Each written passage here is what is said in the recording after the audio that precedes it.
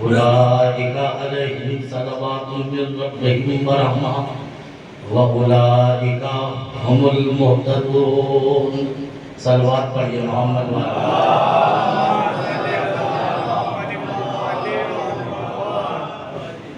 یہ سالے صاحب کی مجلس ہے اور اسی کو مد نظر رکھتے ہوئے اس آیت کا انتخاب کیا ہے، جس میں قدرت کی طرف سے، پروردگار کی طرف سے غمزدہ دلوں کے لیے ایک مرہم اور ٹوٹے ہوئے قلوب کے لیے ایک آسرا ہے۔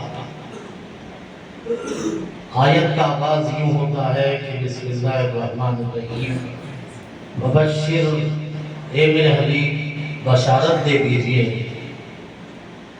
الصابرین الذین اذا اصابتهم مصیبہ، ان لوگوں کو جو مصیبت آنے پر، جب ان پر کوئی مصیبت پڑتی ہے تو وہ اپنے پیروں کو ڈگمگاتے نہیں ہیں بلکہ ثابت قدم رہ کر کہتے ہیں انا للہ و انا الیہ راجعون، ہم اللہ کی طرف سے آئے تھے، اللہ کی طرف جانے والے۔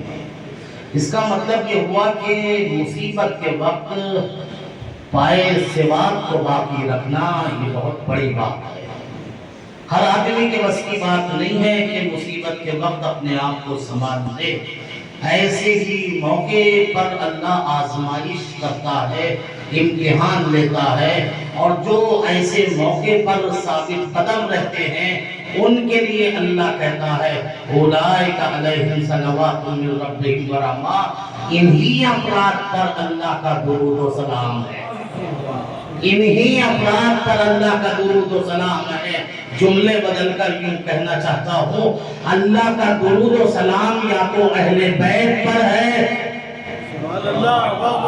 اللہ کا درود و سلام یا تو اہل بیت پر ہے یا ان افراد پر ہے جو صبر کرتے ہیں۔ اگلا جملہ ہے اولئک هم المہتدون، اور یہی لوگ ہدایت یافتہ ہیں۔ صلوات پڑھیے محمد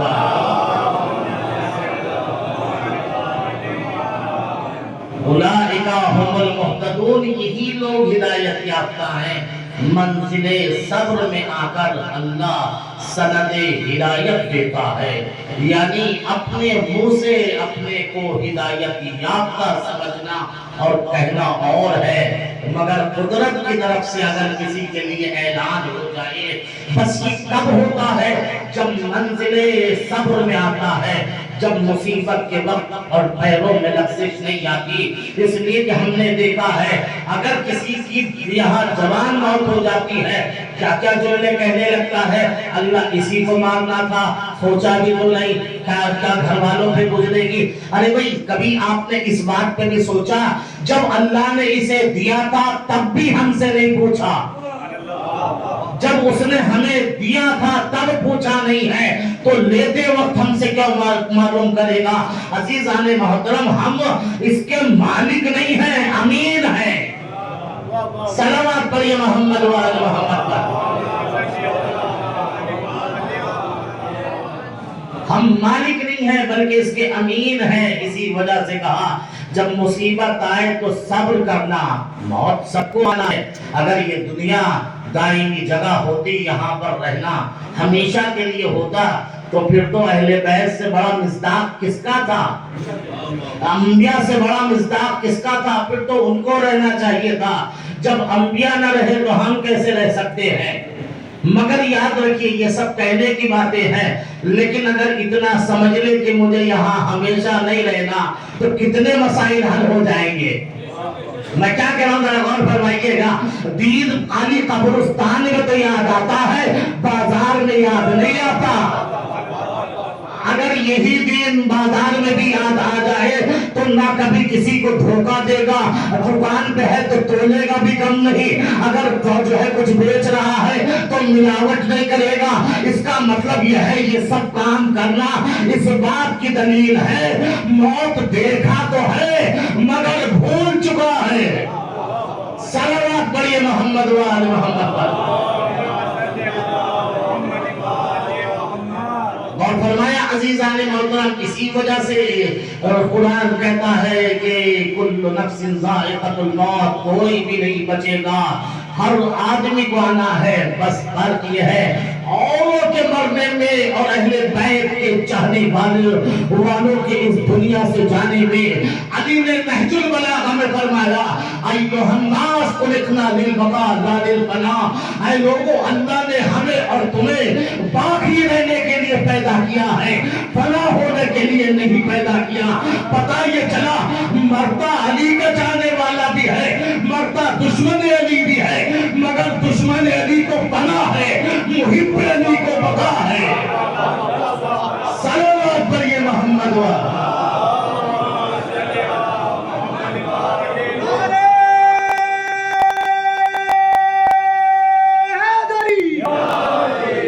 اسی لیے ہم نے قرآن کو جب پڑھا تو قرآن میں دو نظریے ملے، بعض نظریہ اور بعض جو ہے لوگوں کے بارے میں ملا۔ قرآن کہتا ہے سرکار دو عالم کو مخاطب کر کے اِنَّکَ لَا تُسْمِعُ الْمَوْتَ وَلَا تُسْمِعُ الصُّمَّ الدُّعَاءَ اِذَا وَلَّوْا مُدْبِرِينَ، اے میرے حبیب آپ مردوں کو نہیں سنا سکتے اور یہ بہرے جو ہیں انہیں بھی نہیں سنا سکتے۔ اِذَا وَلَّوْا مُدْبِرِينَ، جب یہ پشت دکھا کر بھاگ رہے ہیں، عجیب کیفیت ہے، بھاگ بھی رہا ہے پھر بھی قرآن مردہ کہہ رہا ہے۔ اِنَّکَ لَا تُسْمِعُ الْمَوْتَ، آپ مردوں کو آپ نہیں سنا سکتے جبکہ یہ بھاگ رہے ہیں پشت دکھا کر۔ اس کا مطلب یہ ہے یہ کوئی اور مردہ ہے جو بھاگتا بھی ہے پھر بھی مردہ ہے، اور کچھ ایسے ہیں جو قبر میں چلے گئے قرآن انہیں زندہ کہتا ہے۔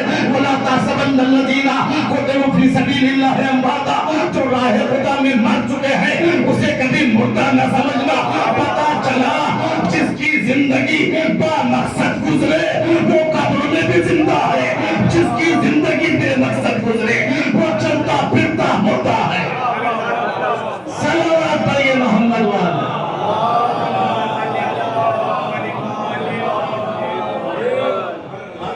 اسی وجہ سے ائمہ علیہ السلام نے، اہل بیت علیہ السلام نے منع کیا ہے مرنے سے۔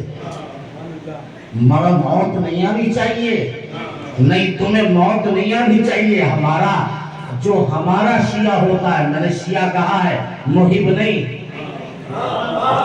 محب نہیں، شیعہ محب اور ہے۔ نعرے لگانے والے کو محب کہتے ہیں، سیرت پہ چلنے والے کو شیعہ کہتے ہیں۔ نہیں، جو ہمارا شیعہ ہے وہ مرتا نہیں ہے، اسے انتقال ہوتا ہے۔ منع کیا ہے اس لیے کہ علی کی نظر میں بدن سے روح نکلنے کو انتقال کہتے ہیں، اور علی کی نظر میں مردہ اسے کہتے ہیں جس کا ضمیر مر جائے، جس کا شعور مر جائے، جس کی فکر مر جائے، جس کی سوچ مر جائے۔ حقیقت میں اسلامک نظر میں مردہ وہ ہے جس کو جو ضمیر کا مردہ ہو، جس کا ضمیر مر جائے۔ پتہ کیسے چلے ضمیر مردہ ہے یا زندہ؟ سرکار نے فرمایا ایاکم والمجالسۃ الموتیٰ، خبردار مردوں کے پاس نہ بیٹھنا۔ میں کیا کہہ رہا ہوں غور فرمائیے گا، ایاکم والمجالسۃ الموتیٰ، خبردار مردوں کے پاس نہ بیٹھنا۔ سرکار سے پوچھا قیلا یا رسول اللہ ومن الموتیٰ، یہ تو بتائیے مردے کون سے ہیں جن کے پاس بیٹھنے سے آپ منع کر رہے ہیں؟ ہمیں تو مردوں سے بڑا ڈر لگتا ہے، آپ کہہ رہے مردوں کے پاس نہ بیٹھنا۔ سرکار نے فرمایا کل غنی اتباہ غنا، ہر وہ مالدار جس کی دولت نے اسے بے ہوش کر دیا ہو۔ کل غنی اتباہ غنا، ہر وہ مالدار جس کی دولت نے اسے بے ہوش کر دیا ہو۔ پتہ چلا مردے دو طرح کے ہیں، ایک بدن کا مردہ، ایک ضمیر کا مردہ۔ ایک بدن کا مردہ، ایک ضمیر کا مردہ۔ جو دولت آنے کے بعد بے ہوش ہو جائے وہ ضمیر کا مردہ۔ پتہ کیسے چلے کس کا بدن مرا ہے کس کا ضمیر مرا ہے؟ قرآن کیا کہتا ہے، نبی کیا فرماتے ہیں؟ یعنی کل غنی اتباہ غنا، ہر وہ مالدار جس کی دولت نے اسے بے ہوش کر دیا ہو۔ دیکھیے یہاں پر کوئی بے ہوش پڑا ہے، یہاں اس کے پاس اگر قرآن سناؤ تو اسے معلوم ہوگا نہیں، کیوں؟ کیونکہ بے ہوش ہے۔ گانے سناؤ پتہ چلے گا کیونکہ بے ہوش ہے۔ چھوڑیے اگر بڑا بیٹھ جائے اس کے سرانے آ کر پتہ چلے گا نہیں، چھوٹا آ جائے پتہ چلے گا نہیں، چچا بیٹھ جائے پتہ چلے گا نہیں، باپ آ جائے پتہ چلے گا نہیں. کیوں؟ کیونکہ بے ہوش ہے. بے ہوش لفظ ہے فارسی کا بی ہوش، یعنی جس کے پاس ہوش نہ ہو. بی ہوش، ہوش چلا گیا، پتہ ہی نہیں قرآن حدیث گانا میوزک کیا ہے، چھوٹا بڑا چچا بھتیجا باپ ماموں کوئی بھی رشتہ یہ نہیں پہچانتا چونکہ بے ہوش ہے. سرکار فرماتے ہیں اگر دولت آنے کے بعد کوئی رشتوں کو اسی طرح بھول جائے، نہ چچا کو پہچانے، نہ پڑوسی کو پہچانے، نہ باپ کو پہچانے، نہ مومن کو پہچانے، سرکار فرماتے ہیں حقیقت میں مردہ وہ نہیں ہے جسے تم نے قبر میں لٹایا ہے، حقیقت میں مردہ یہ ہے جو سماج میں چلتا ہے مگر بے ہوش ہے. صلوات پڑھیے محمد والا.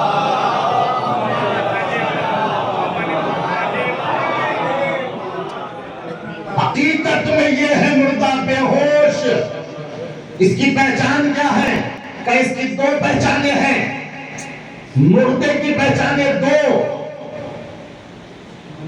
صلوات پڑھیے محمد والے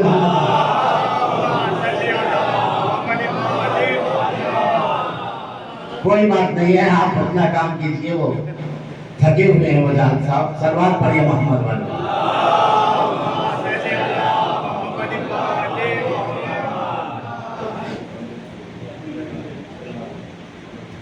متوجہ ہیں عزیزان محترم، مردے کی علامت کیا ہے؟ مردے کی دو پہچانیں ہیں. مردے میں حس نہیں ہوتی اور حرکت نہیں ہوتی.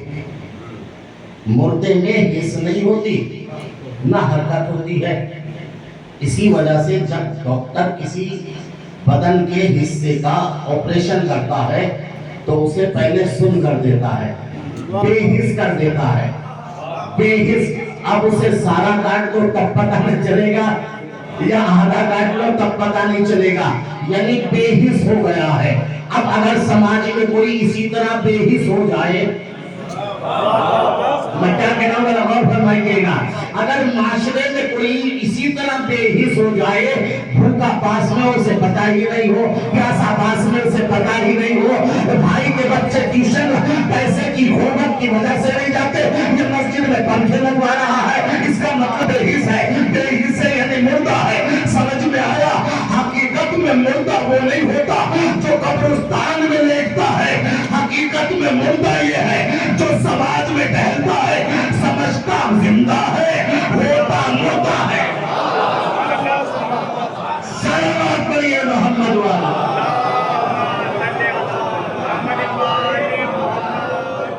اور فرمایا عزیزان محترم کہ یہ علامت ہے